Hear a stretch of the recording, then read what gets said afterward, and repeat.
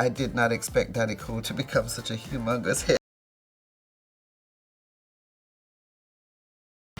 And Sunny to be such a success.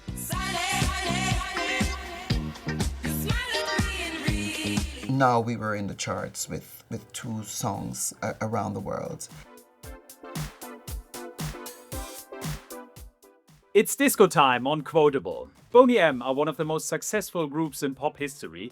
They had gigantic hits like Rivers of Babylon, Daddy Cool, and of course Rasputin. And they toured all around the globe. Yet, many people don't even know their names. Hi, I'm Philip in London, and for the 50th anniversary of Boney M, I sat down with lead singer Liz Mitchell to talk about the highs and lows behind their remarkable success. This is Quotable.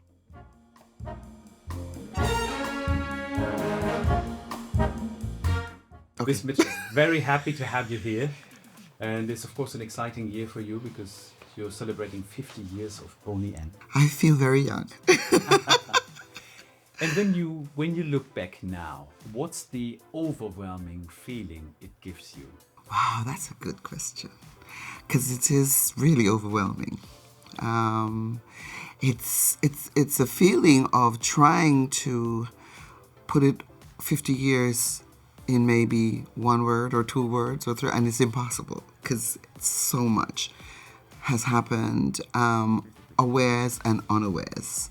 How do you see the legacy that Boney M has left and that's actually still continuing to grow, it seems? You know, when I met Frank Farian in 1970, early in the year, I have this memory of my state of mind at the time. I was, it wasn't so much frustration as disappointment in show business. I thought this is definitely not going to be my world. And I was headed back to college and really feeling sad that I hadn't listened to my parents. And, you know, suddenly I met Frank, and he is now twisting my mind and saying, no, don't go to college. Stay with me, work this project with me. I have faith in this project.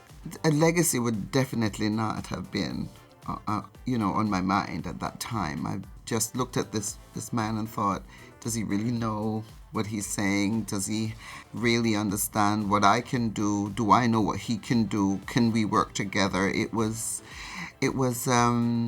a decision that was made on a whim, basically, because once I got in the studio and sang Sunny,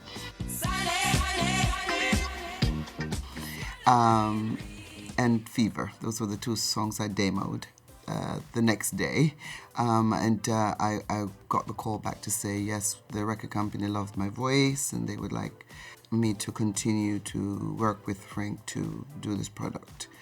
Legacy was not in the thought. It was all about, will we even be heard? Will anybody care about this music? And today you ask me about legacy. And how were the band dynamics when you started out between the 4 of you? Were you just colleagues? Were you friends? How would you describe the energy between the 4 of you? Or the 5, I should say, 5, including yeah, Frank. that's interesting. That's an interesting part because also at the beginning, there was no 5. The first performance, yes, was with the 4 people. I did not know, the 3 people. I did not know Frank. I hadn't met him as yet. And on that Sunday evening when I met him, I didn't know it was not going to be all 5 people. Because the morning that he invited me to the studio, Marcia came along with me. But not Maisie and not Bobby.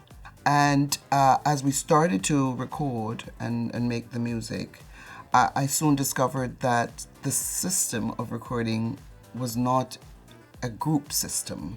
It wasn't like all 5 of us needed to be, in the studio to do whatever it is that we were doing. It was the other way around. Once in a while, it would be Marcia and myself. Another time, it would be me on my own. I suppose Marcia must have been in the studio on her own at some point. I do not know how it worked. But it was always rotating between Frank Farian as the producer and myself and Marcia. Maisie and Bobby were never really needed in the studio. And I was not used to the nightlife. And I was always that person who always got to bed if I could. So the nightlife with Boney M was very trying for me, where we were doing nightclubs, going on stage at 10 o'clock at night. Then sometimes the club owners wanted 2 or 3 shows, you know, so you had to sit around for 2 hours and they're puffing away the smoking and everything, and I was not used to that. So that was causing me to lose my voice. I was struggling. And also my Christian background, my lifestyle, what I came from, who I was, and me being, I guess one would say, I was born and grew up as a Christian, and I became a born again in 1970. So no, my lifestyle is really very different.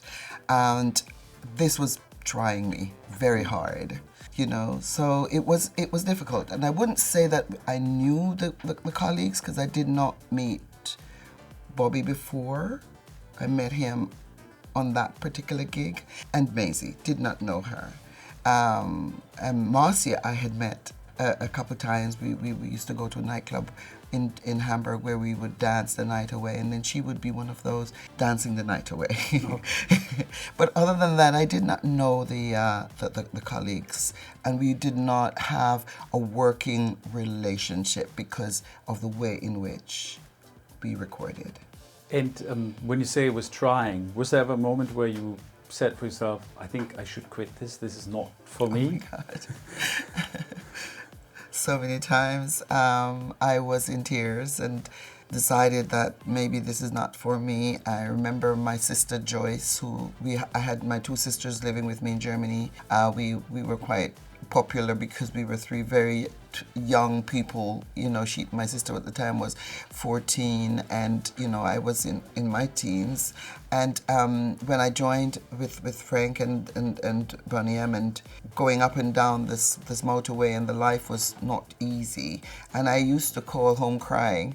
She would say to me, well, leave, you don't need to stay.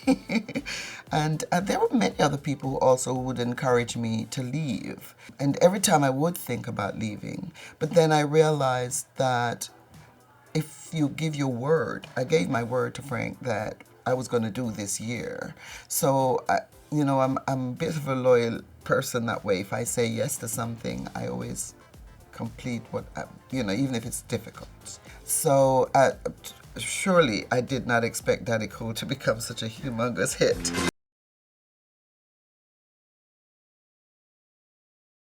And Sunny to be such a success. So obviously the year was up, and suddenly the option that he had came into play, because now we were in the charts with 2 songs around the world. So it was difficult, it was hard. I did want to leave a lot of times. I cried a lot. There was a lot of misunderstandings, and but you know, at the end of the day, what for me was important is that we did something, meaning Frank Farian, Marcia Barrett, and myself.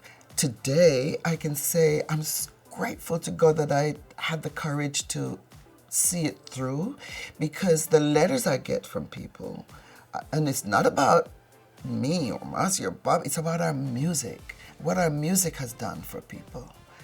This is so satisfying, you know, and so I'm happy I stayed. What kind of a man was Frank to work with for you, Frank Farian? Okay, from the very beginning, I thought he was a very focused musician or producer, because he didn't really play. He wasn't a player, and he did love to sing, even though his voice didn't match what we were doing. With his normal voice. I mean, most people, I think, know now that he had created a technical voice that he stuck on the Boney M records that was not him per se, like that. Anyway, working with him to create the sound of Boney M was really very, very good, because he was focused. He was totally sold to the music, and that was the most important thing to him. The rest of the stuff was always being put on the shelf. Music let's get this done. And we had so many hours of serious hard work when after the tracks were finished, for instance, and now we're going to, after we've demoed the stuff, now the tracks are finished, now we're going to relay everything. And we would be in the studio, Marcia Barrett, myself, Frank, and the engineers. We'd be there for hours, until late sometimes. And it was all the music. Nothing else was important. I read an article where it said he lost interest in the group. Would you say that's an accurate description? Partly, he could have lost interest in the group because all of a sudden there was so much interest from big names who wanted his attention. And did he understand how big Boney M was? I don't think he did. I think he saw us just in a little box in Germany. He did not know, even though he would have heard that we sold records across the world, he never traveled, so he did not see it, didn't understand it.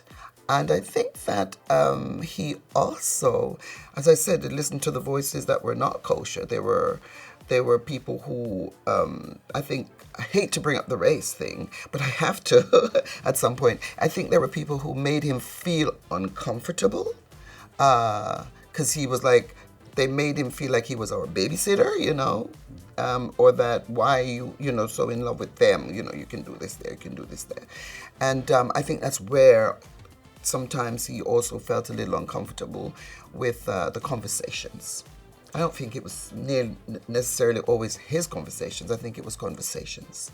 Since you bring it up, though, Germany in the 70s was a different social climate. Mm-hmm. How did you perceive, if you did, any racism at that time, being as a black person in Germany where everything was like mainly, I guess, white? We were uniquely special being in Germany at that time because you do have people who are racist. They can't help themselves. It's like people who love dogs. They just love dogs. And then there are people who don't like dogs. That's all there is to it. There are racist people in the world. And when you meet those people, you understand. So you don't argue with them. You just let them do what they're going to do because that's what they're going to do. But when you meet people who don't have those kind of problems, then you have the most loving relationship. As I said, I grew up in Hamburg. Hamburg is a place that I have an innate love for. They loved us, and we didn't feel threatened by anyone in Ralstedt. But when it came to the work, every now and again, I did come up against the situations that didn't help me financially.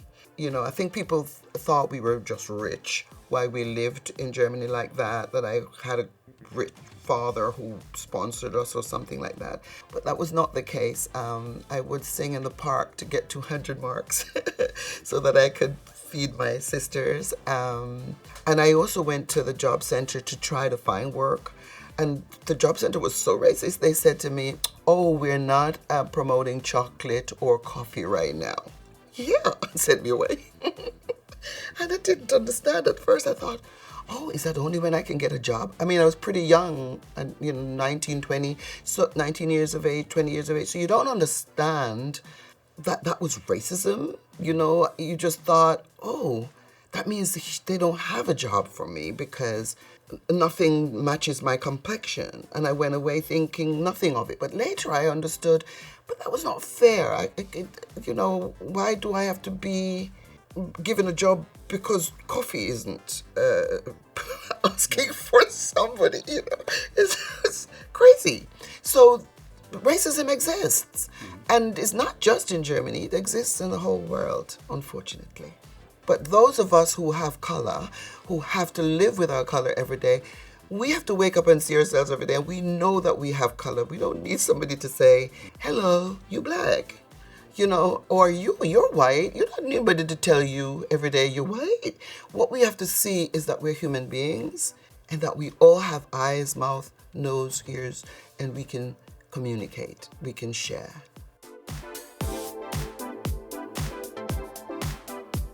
Thank you for watching. If you enjoyed this video, don't forget to give it a like and do subscribe because there's plenty more where this came from. For example, this or this and lots of more to come in the future. Unquotable. See you soon.